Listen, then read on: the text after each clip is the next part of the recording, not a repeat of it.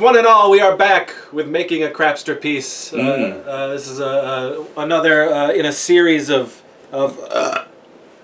videos about cast members, crew members, the gang, and their experience making a Warlock or LBP movie throughout the many, many years that we've been doing this. And today I'm joined with Jason McCall. Hey. Who has been with us, a dear friend and part of the group since 2003? Yeah. 2003. I'd say 2003. Possibly 2002. I think it was 2003. Okay. I think it was 2003. Okay. With the wonderful, wonderful Slumber Party cheerleading Boogiaks Get Slaughtered. Oh, word. That was the first time we met you guys, you and Noel, and you've been stuck with me ever since. So today, on Making a Crapsterpiece, Jason wants to talk about one of his favorite times making this particular film. So what is the film that we're going to be talking about, Jason? The film we're talking about today is Mulva 2. Mulva 2? Yeah, Mulva Not 2. what I thought you would say. It's one of them, okay, but arguably probably my top. Whew. Because okay, this is going to... I think Mulva 2, for me at least, it was the first movie that I shot with you that felt like a movie. Felt movie. Okay. You know, we had the spectacularly beautiful and talented Debbie Rochon was in this movie with us. So that was a big deal for me. Because I was like, this isn't running around in someone's backyard and fucking around. We have like a movie star in this, and not only do we have a movie star, but we're spoofing something I'm familiar with. And I get to dress up and run lines and spoof a movie that I really liked and play a role that I really liked. And I got to meet a bunch of people and do like special effects, and we shot it in that frighteningly scary warehouse in the ghetto. And I got to stand outside of the warehouse smoking cigarettes in a suit with a sword slung over my shoulder. So who knows what the people in the neighborhood were thinking when we shot this movie. But that one will always stand out to me as like the first movie I really shot. You know, it was a big deal, and not only was it a big deal, but it was the sequel to like the first movie that Chris gave me was Mulva. And it cracked me up. I thought it was hilarious, and kind of got me hooked on the style of stuff that Chris does. So simply because of the fact that we were shooting Mulva 2, I was like, okay, well, I saw that movie and I get to be part of the sequel. And Debbie Rochon's in it. And there's a bunch more, because it was a big cast. We had a lot of people in that one. So we got to experiment with, we got to do fight scenes, and we got to, I had a good amount of lines, and we got to crack jokes. I got to do the liked it. Liked it, I loved it joke. Folks, at the time, the liked it, I loved it thing was very prevalent in everything we were doing. Everything. It was in every movie. Same with the John Stamos picture. It was everywhere. There were. It's not. You can't even really call them Easter eggs because they were all very, very obvious. But there were catchphrases and little tokens and trinkets that would show up in every movie, and I got to do one, and that was a big deal to me. So that's another reason. It was just a bunch of firsts that kind of made me feel like I was really involved with the group, and made me feel, not that I didn't really feel accepted before, but I felt even more accepted into the fold because of this movie. Because of the fact that it was a bigger deal, and it wasn't just something that we were sort of like, it didn't feel like we were just doing it for fun. It felt like we were fulfilling a vision and getting something done that that had more substance and had more weight to it. And I think that's what really brought it home for me, is the fact that it was a big deal. Like, I don't know how everyone else saw it, and even Chris is surprised that I chose this particular movie, but for me, at that time, it was just a big deal for me, and it was crazy. Like, just seemed very surreal, to me. Yeah. It was just very surreal for me. Like, so it was pretty crazy. Like coming to your house and seeing Debbie Rochon standing there.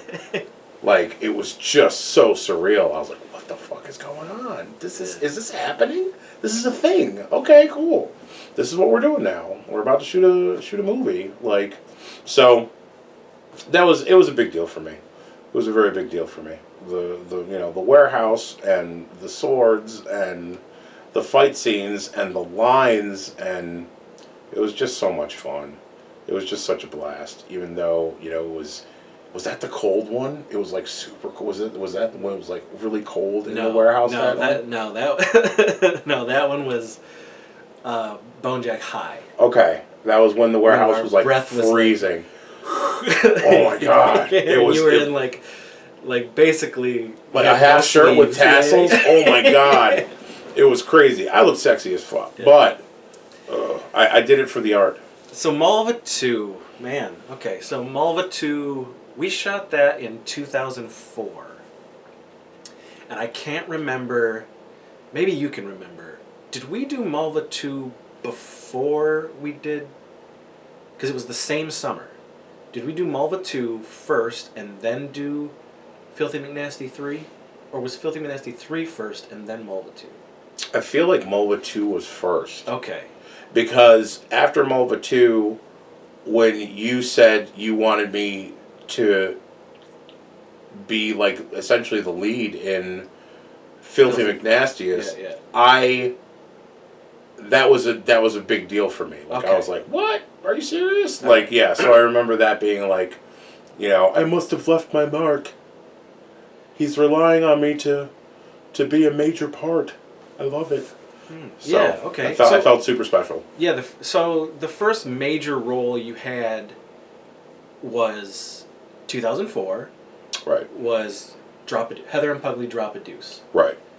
The start of T-Bone McLeod. Yes. Yes. Okay, so, yeah. Wow, interesting. So in 2004 we did, man, okay, wow. And then that same year we also did... Like, the first thing I was ever in, the first thing I was ever in was the Destruction Kings trailer. Yeah. And I played the guy in front of the mausoleum with the mask on. Okay, that gave you guys the magazine. So you must have... Okay, so that was really like 2004 was like hitting the ground running. You were in everything we did that year. Yeah. Because we did Blood Trim that same year. We did Blood Trim. October of that year. So, and we did the Mulva 2 and Filth. So you're right in a way. So I did feel like Mulva 2 was kind of a big deal. That summer, we had Mulva 2 and Filthy 3 back to back, basically. And for me, that was like, wow. Unfortunately or fortunately, depending on what the cast thinks or what people out there who watch these movies think. Right. 2004 was really the start of where we just kicked into gear and was making movie after movie after movie. Yeah, we were shooting. It got to the point where we were shooting something like every few months. We were shooting something. Yes. Like, it became like such a regular thing that, within that couple of years, I just sort of prepared myself to clear space, because, Chris would just call me and be like, hey, we're shooting blah blah, are you in? And I'll be like, yeah, sure. Sounds good. Like, whatever, we'll do it. And it was just a really regular thing. It was just a really consistently regular thing, where we were, every few months we'd bang on a movie, shoot it in a week, shoot it in a weekend. So it became like there was kind of a rhythm to it. Yeah. After a while, like, because you were really just cranking them out. Yeah. I was amazed that that he was able to crank out all of this material.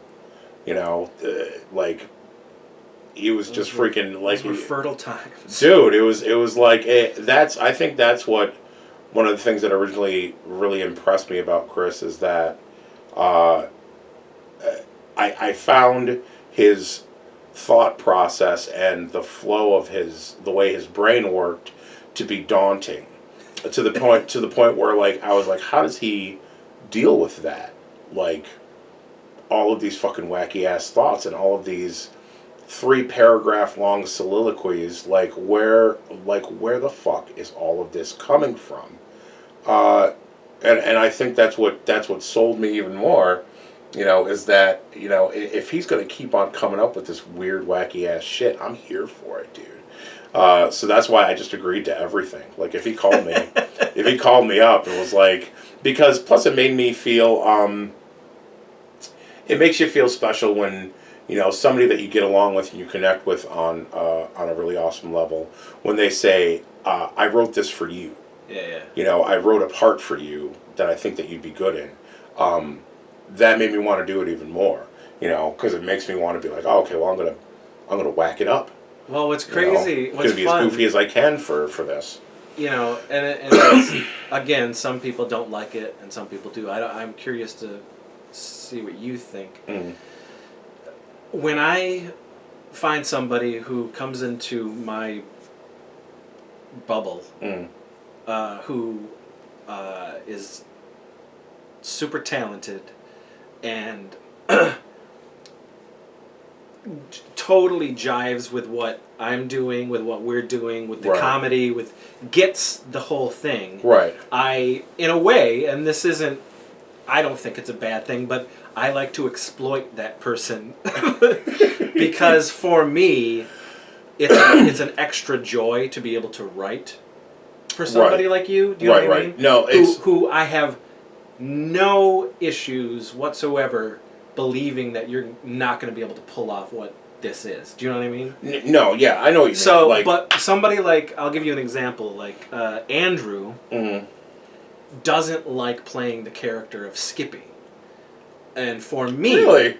For me, okay. I absolutely love writing Skippy because Andrew knocks it out of the fucking park. He does. You know? But he has this thing of where, oh, now it's all you ever want me to do is play Skippy. And I have this thing, well, you got to think, the audience hasn't really seen you play Skippy that much because of the type of... Let's say, okay, we make Fart Hammer 5 or whatever. Right. That's a movie that we only put out through, like, you know, conventions or whatever. Right. But then we make Filthy McNasty 5 or whatever. That's a movie that gets seen all over the place because it has national distribution. Right. So Skippy might have been in 5 movies, but one of those movies, a wider audience got to see. Bless you. Thank you. So with you, let's say T-Bone McLeod, let's say Desmond St. Croix. Right. Clavel Mandanglo. Well, and even to a lesser extent, like Quasar Helix or something like that. Do you ever feel like, oh man, this again? No. I see, for me, it's like getting together with an old friend. You know, so if you're like, I want you to play T-Bone in this, I'm like, oh, T-Bone. Like, you know, oh, I missed him. You know what I mean? Yeah. So it's like, you know, it's like an old friendly dog.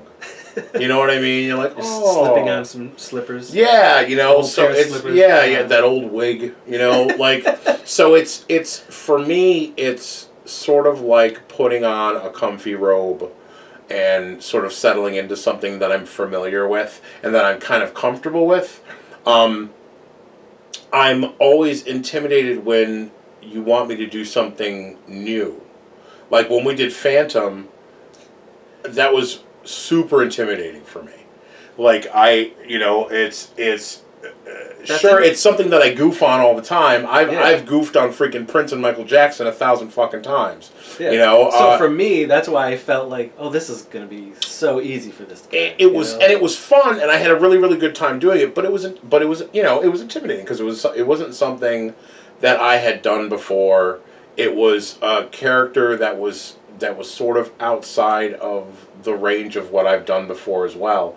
So it was, for me, it was a little daunting, and I was scared because I didn't want to fuck it up. Yeah. You know what I mean? I wanted to give you what you were looking for, you know. But when it comes to, like, if I had to play Clavel again, if I had to play Desmond again, if I had to, and of course if I got to play T-Bone again, I've happily reprised T-Bone in several movies, and I'm always cool with it. Like I said, it's like a comfy old pair of slippers and a robe, and I'm like, oh, T-Bone, okay. It's like I'm comfy in T-Bone, like, you know. So that's like, T-Bone was the first major role I played.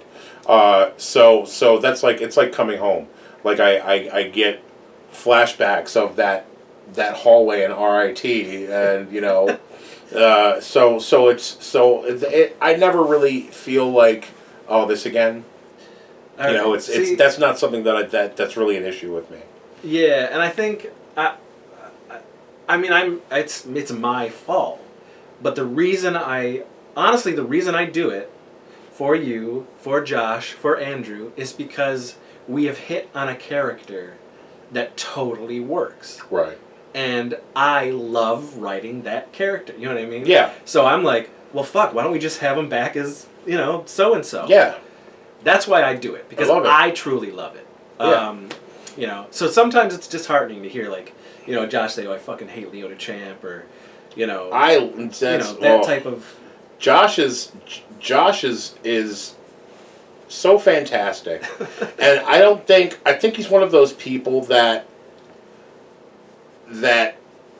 doesn't quite realize how good he is, and doesn't quite realize what he brings to roles when he shoots. And I think that he probably even watches, he's seen the stuff that he's done, and probably isn't as pleased with it as he probably should be. Whereas literally everybody else thinks he's fucking brilliant. Because he is. He's fucking hilarious. Everything that he's done has just been so fucking funny, and he commits so hard. Like, he commits arguably harder than anybody else that works for LBP as far as his character is concerned. Like, I feel like Josh commits so hard and goes so far in the direction that you want him to go.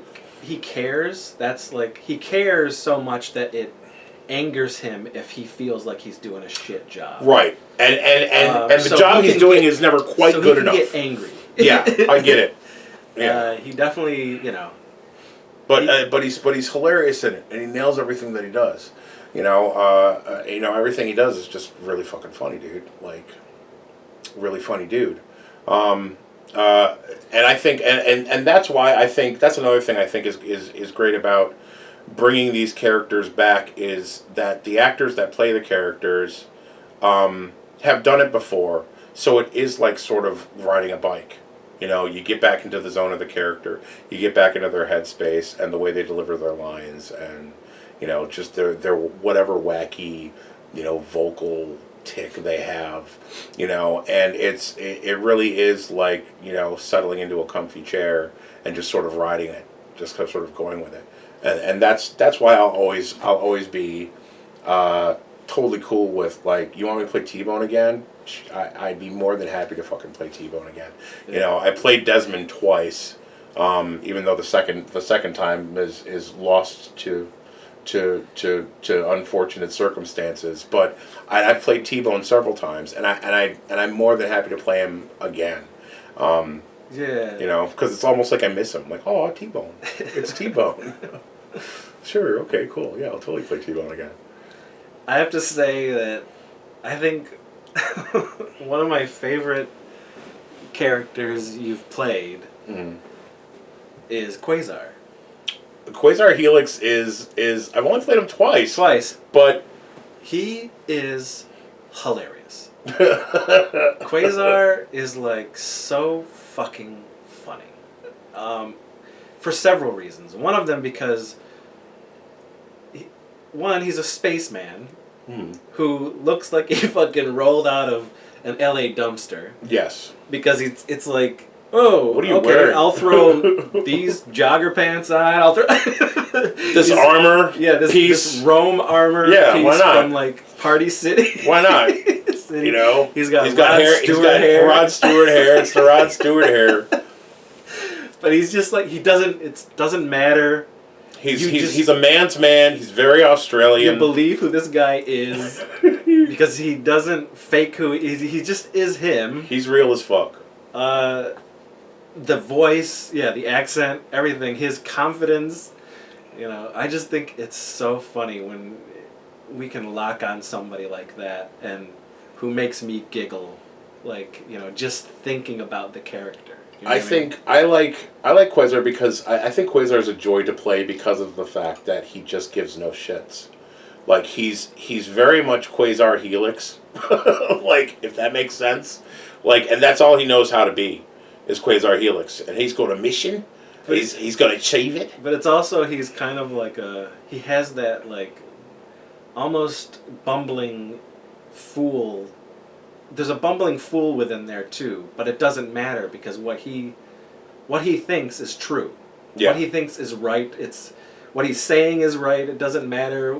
He's just. He's righteous. Yeah. Yeah. Regardless of the subject, I like characters like that who are adorably aloof. Yes. Yeah. But they are 100% that person. He's not changing for anybody. He is who he is. Unapologetically, and I love it. I love it, and I've had many a thought, many an idea of constantly wanting to bring Helix back here and there, put him in this, put him in that, because he could fit anywhere. Just zapping out of nowhere. Because he can come in, do his thing, and then boop. Then Quasar out of there again. I'm always down to play Quasar. I'm always down to play. You could bring back anybody, and I would happily play them. I'll complain about wigs, but that's really it. That's just the only thing that I'll ever complain about is wigs. And it seems like the only time Chris wants me to wear a wig is in the middle of the summertime. It's we're going to be shooting in a park. It's going to be 103 degrees. Put on this wig. Well, remember, I think the reason why T-Bone changed was because you were like, fuck this wig in the first movie, in Drop a Deuce. Because you had that hair that was it was that. Man. And I think you had said, can we just figure out a way to do something else? And that's when we started doing the raspberry beret, the different hat, the little hats, and the one little strip. That little curl of hair. Oh, I love it though. It's just so funny.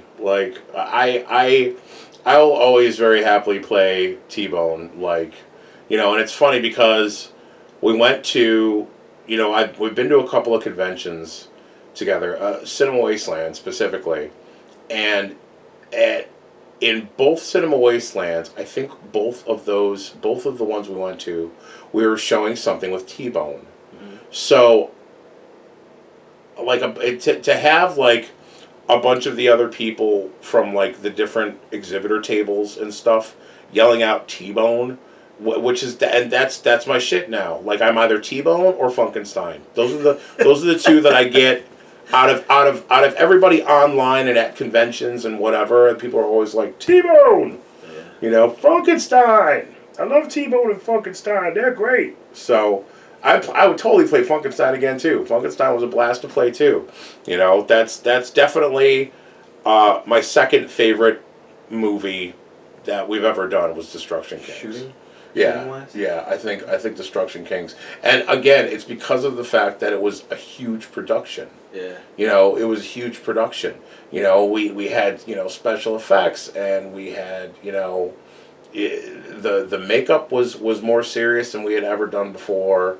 You know, the production in general was like way more. We had a bunch of people. We had a bunch of production. We had a bunch of locations. It was, it felt big time. Yeah. You know, it felt kind of big time. At least for me, you know, it felt kind of big time. So like, you know, Mulva 2, Destruction Kings, and Filthy McNastiest was pretty crazy too, because we got Cherry fucking Brady. Good Cherry. That was and that was crazy to me too. It was just very surreal. I think those three stand out the most to me because of the fact that they were very surreal shoots for me. Because I never expected to be a lead in anything. I never expected to meet the people that I met. And I never expected to do as much work on something that we got to enjoy the product of so much. You know, I was really looking forward, because of the amount of work that we all put in, I was really looking forward to seeing these too. It was great to you know, catch some of the dailies every now and then, and or playback just on the spot. And I was really excited to see how things came through. I think it was a lot of fun to see all of the work that all of us put in. Even when it was a pain in the ass, because you're going to run into pain in the ass bullshit and miscommunication and people getting pissed about this and that and whatever. Yeah. You know, so it was when you go through the trials and tribulations and things that you have to deal with when it comes to shooting something sort of guerrilla style filmmaking. You know, with everybody not quite syncing up with their schedules or whatever, people coming from across the country to shoot for, but we only got you for 2 days, you know. I mean, that's making it fit, you know, and making everything work. That's one of the biggest struggles of what it was like making one of these movies. Is we only shot in 2 to 3 days, you know. Every time.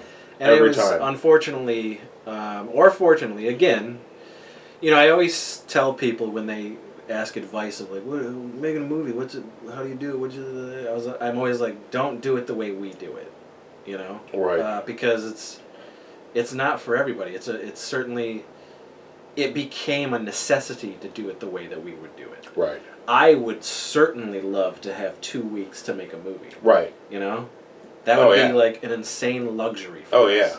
What was the longest shoot that we did? Like maybe 4 days, maybe 5 days. Right. I think the longest shoot I was on was like almost a week. Really? What was that? What?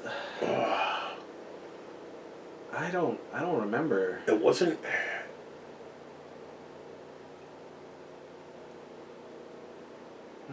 That would have been amazing. Yeah, I feel like. Like consecutive days? Not consecutive days, but we shot it over a week. Like it took, like collectively, it was about a week. I feel like it was. I feel like it was Destruction Kings. Oh, really? I feel like it was Destruction Kings. Maybe. Because I remember a lot of logistics were involved in shooting that.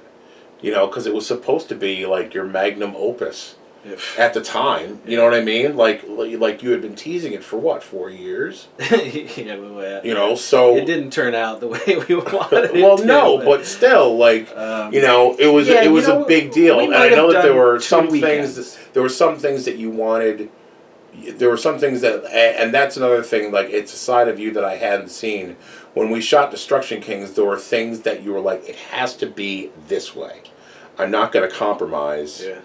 With you know, because usually Chris is kind of flexible, you know, he's like, it's good, you know, we're good, you know, not like Ed Wood, like perfect, we're fine, we're done, but like, okay, you know, we've already tried to shoot it like, you know, 15 times, you know, we're good, we'll find it, you know, in one of those takes, but this was the first time I ever saw him like really focused in. And really kind of razor sharp with what he wanted to do and when he wanted to do it and how he wanted to do it. Because usually he was, you know, just kind of mellow and kind of went with the flow of things, even if it annoyed him But with Destruction Kings, there were certain things that he was just concrete on. And he said, we're gonna do it this way. I need it to be specifically this way. So we're gonna shoot it until we get it. So I think that was that's another reason why it was one of my favorites, is because it felt, there's something to be said for, guerrilla filmmaking and sort of shooting loose and easy the way we do, but there's also something to be said for, staunch focus. And I thought it was really cool to see that focus and be directed with that focus on us and achieving a certain shot or a certain lines that he wanted delivered specifically and accurately, as opposed to just sort of ad-libbing some blah blah. He's like, well, no, that it's important. I need you to do this paragraph exactly the way I wrote it, in this tone of voice. It's important. And usually you don't get that from Chris. Usually it's he's just kind of like, do your thing. Well, I do want everyone to stick to the script. I really do, because it's all there. Right.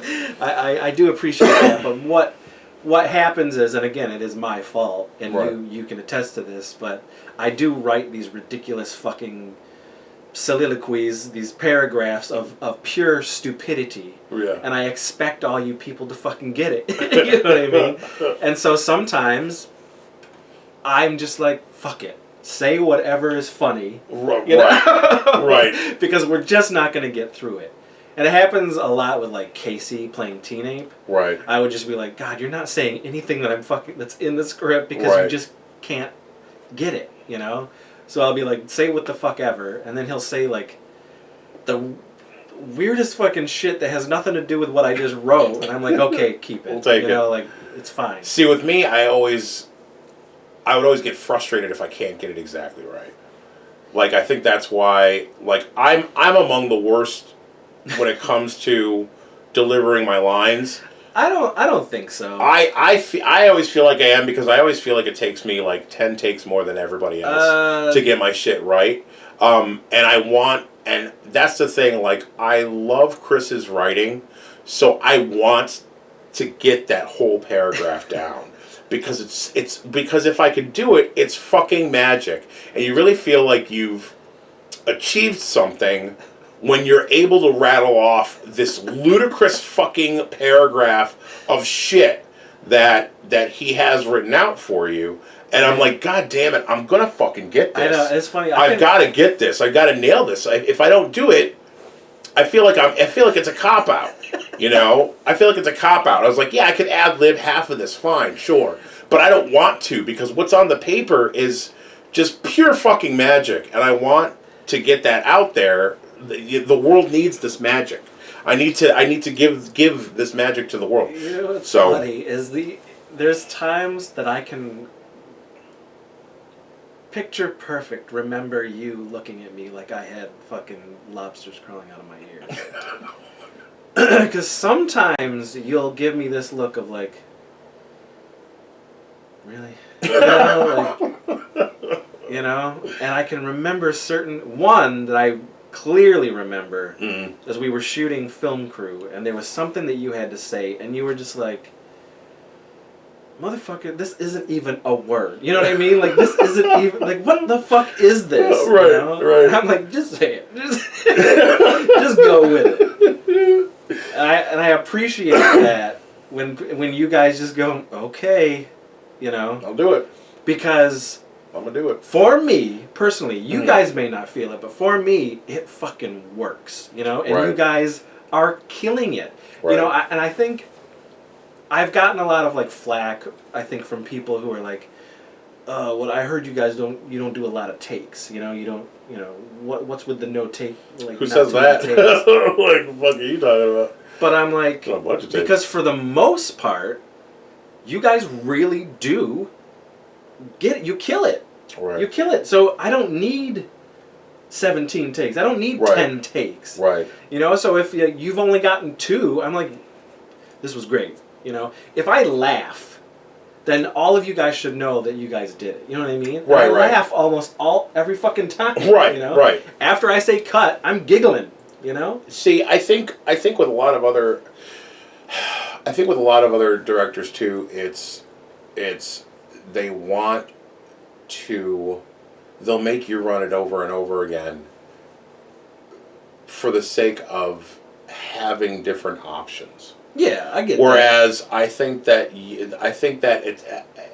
it's not even necessarily, because I don't want to downplay it, but I think that with the way you work and the way your mind works and the way you put things together, you know what I mean? Like if something pops off the correct way, you're like, that's it. I just think it works. That's you know it. what I mean? I just Like, personally think it'll work. We're gonna take it. We don't need anything else. We did it. Like, You that's know? the one. You know. So and and if that means that someone's holding a script off camera, you know, that's fine. You know, it works. You know. So it could definitely be daunting when I see. That's the scariest part of shooting with Chris, is that I'll look through the script, and you sort of hold your breath when it gets to your character, because you don't know how much text is going to be unfolding in front of you. So whenever, it's everyone's like blah blah blah blah blah blah blah blah, and then there'll be this block of text.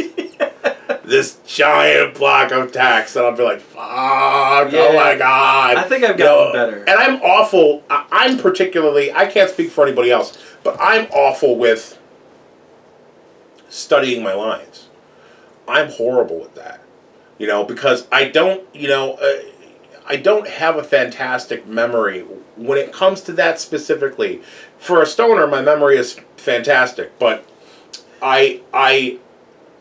when it comes to lines, especially the type of shit that Chris writes, it's not just kind of like, it's not as simple. It's never simple, especially if it's like a paragraph long soliloquy going on about graphically describing someone's nipples and how they make me feel. I can't just be like, your nipples are beautiful and they make me feel joy.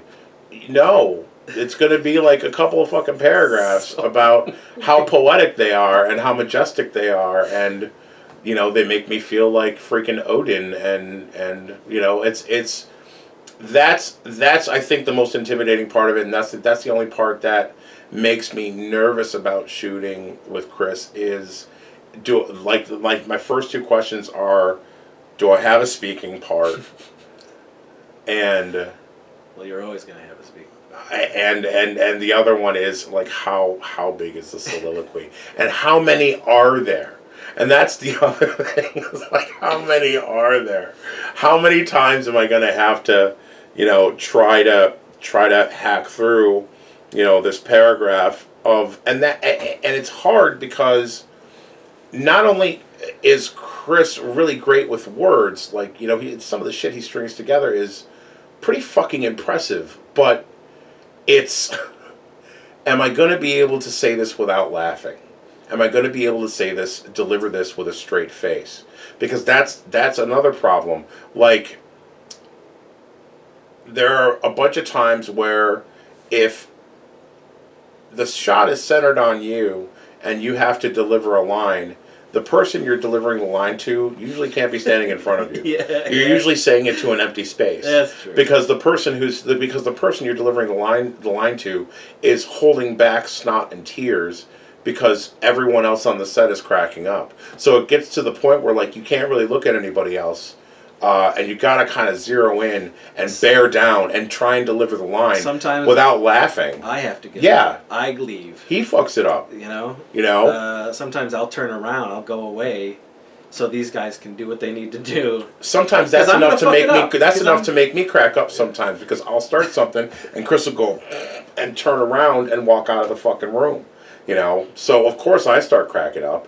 I can't shoot scenes with Josh. I can't do it. I can't. If me and Josh have a scene together, I can't be looking at him if we're doing it, because he destroys me. He destroys me. You know, he's one of the few people like that fucks me up. You know, and I've been the guilty party a bunch of times. I've been the guilty party a bunch of times that I'm just cracking up at what I have to read, what I have to freaking say. It takes me like 4 or 5 times to finally get it out, where I'm not laughing about it, or it's some wacky tongue twister like Skin Purse. Skin Purse was my first major thing. And then every time we went to that classroom, we would write Skin Purse on the wall. Yeah. So, fucked me up. Yeah. Fucked me up. There's definitely some lyrical gymnastics going on in the area. Yeah, but Mulva 2. Yes. I mean, that wasn't that bad. You no, were a Yakuza, No, it wasn't. It's not. It's not about how rough my roughest shoe. Yeah. It was about the what I feel is the most important shoot, or the shoot that stood out the most for me, and that was the first major one that really stood out the most for me, and made me feel like I was part of something much bigger, and had a lot of love and passion behind it, and something I really enjoyed and felt sort of honored and special for taking part in. So Mulva 2 will always be that movie for me, where I was like, wow, this is kind of serious, this is a major thing, and then like the other 15 movies we shot that year, made me feel even more so, but I think that wave sort of started with Mulva 2. Mulva 2 was a big deal. So it'll never boil down to like one movie for me. It'll always be 3. It'll always be Mulva 2, Destruction Kings, and as back and forth as I know Chris is can be on it. Filthy McNastiest, because Filthy McNastiest, we showed that at the German house, and people walked out. I don't remember that at all. People walked out. It was the abortion scene that did it. I don't even remember us showing that. Dude, we showed it at the German house. I don't even fucking remember. People walked out. It was crazy. I got yelled at outside. You one of the people that made... You were in that movie. Yeah. You should be ashamed of yourself. I don't even remember. It's disgusting. I had an abortion. I was like, that's none of my business. I don't... Yeah. That's none of my business. I'm sorry. But it's you were barely present at that showing anyway. Like, you didn't want to be there. Oh, yeah. You didn't want to be there. Completely don't remember. I remember. That's funny. It was cool. I had a good time.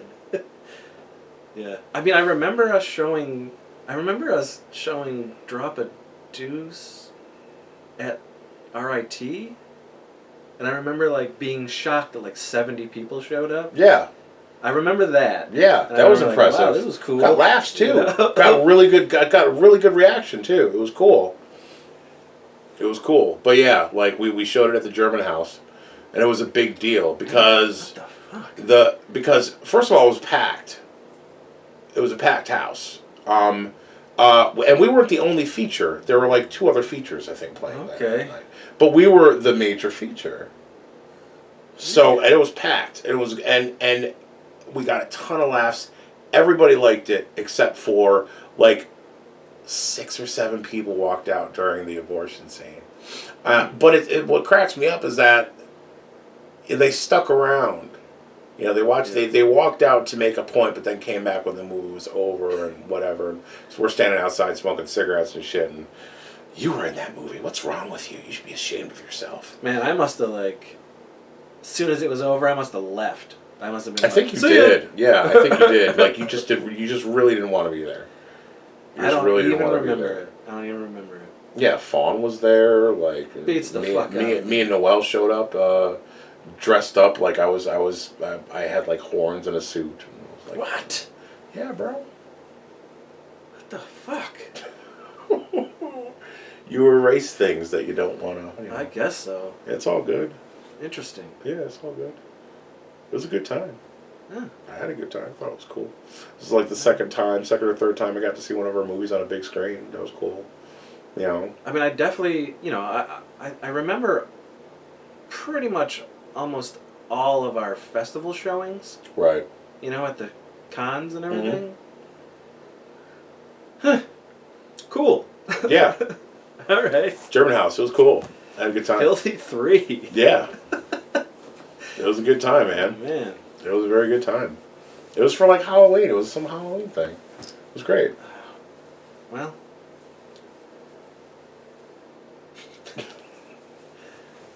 That's great. Sometimes you don't remember that stuff. You block it out. Yeah. That's okay. All right. Well, anything else you want to say before we split? I love you. Oh, this guy, T-Bone. That's me, T-Bone. But yeah, no, nothing else. I'm good, man. Those are the ones that I loved the most. That's the most fun I've had, and I'll do it over and over again. I don't give a shit. I'm here for it. He calls me. I say, yeah, let's do it. I don't care. I'll do it. That is true. That is true. I don't think there has been a time where you've never said, nope. Yeah, and even the one time I couldn't make it, I hurt my back, and that was Wet Heat, I think.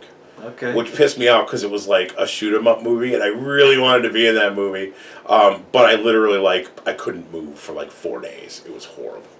Did something horrible to my back. I'm like, I'm fat. I can't come. I'm not gonna be able to do this when I'm too fat.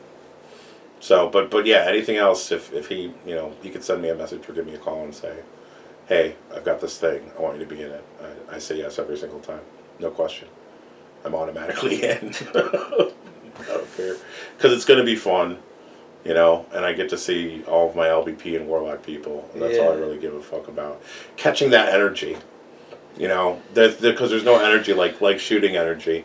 And even if it's a crappy shoot, there's still this wonderful spark of joy that comes from it.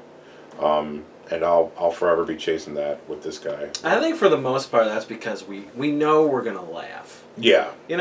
I don't think there's been, even like the worst shows we've had, we're still laughing. Yeah, we're still having a really, because Phantom was rough. Yeah, it was. Phantom was rough, because I think, didn't we all get sick? Pretty much. Like, pretty much. We had to shoot it in Wellsville. Not only did we get sick, but it was also, we hadn't been up probably that late to shoot a movie in a very long time. Yeah, because the last time we did that was like film crew. And we're all old, older, and there was a certain point in time where I was like, you know what, we're going to cap off shooting at night until about 11 o'clock at night, and then everyone can go home.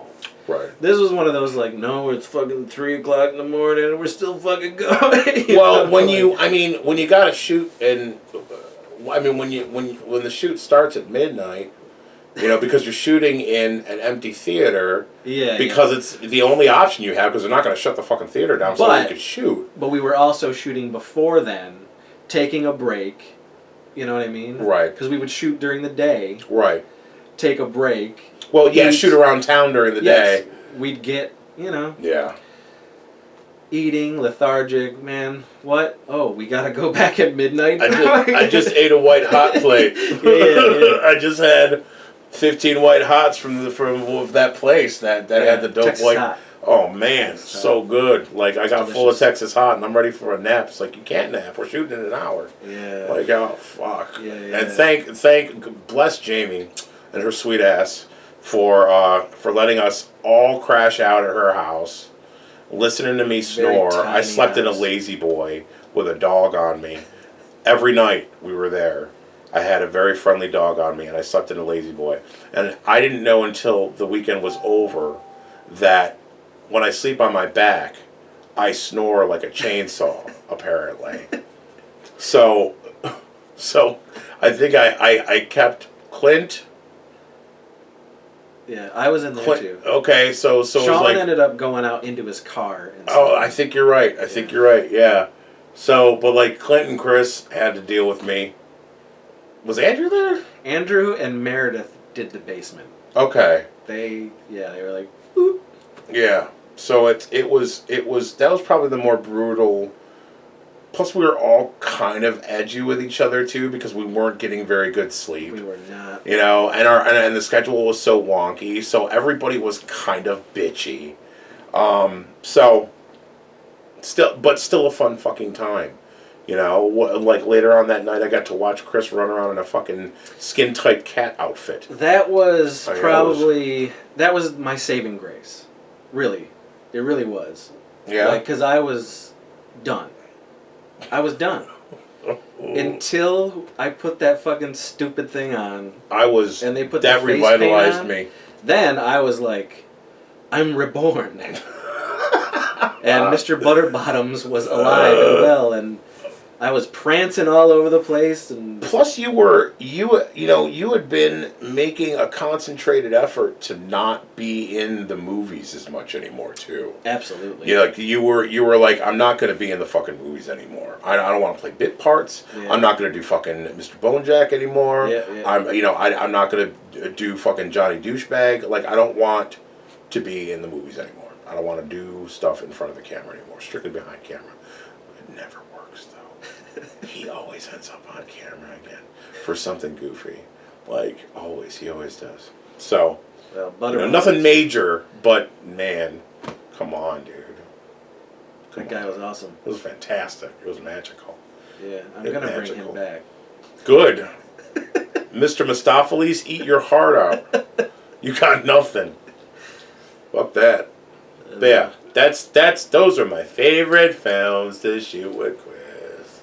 Well, this was good. This was So. nostalgic. Mm-hmm. This was heartwarming.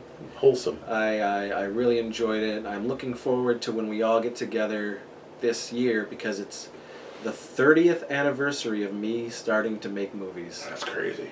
So we're having a reunion here in Rochester where all the gang is getting together. Nice. I'm going to be there. To celebrate I'm going to be there. What we have done. That sounds spectacular. You know? Sounds wonderful. I'm really looking forward to that. Getting the band back together. Yeah. Man. Yeah. Awesome. And my hope is that we'll be shooting something in September. I would love that. I've got a couple things brewing, and I'm hoping we get to do at least one of them. I'd love that. Yeah, that sounds good. Let's do it. Yeah. All right, folks. Thanks for joining us on Making a Crapsterpiece, and we'll see you on another Craptacular episode. Join us, will you? Bye. Yeah.